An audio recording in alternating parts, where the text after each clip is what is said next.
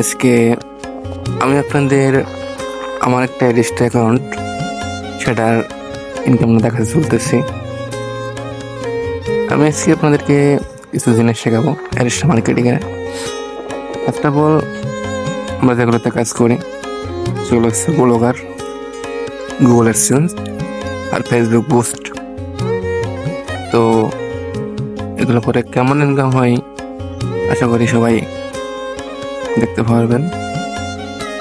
এগুলোতে এখন টাকা খরচ করতে হবে, আপনারা ফ্রিতে করতে পারবেন না। এগুলো আপনাদের কিছু খরচ করতে হবে, তারপরে আপনারা ইনকাম করতে পারবেন। আপনাদের সময় দেওয়া লাগবো রাত 11টা থেকে ভোর 5টা অব্দি।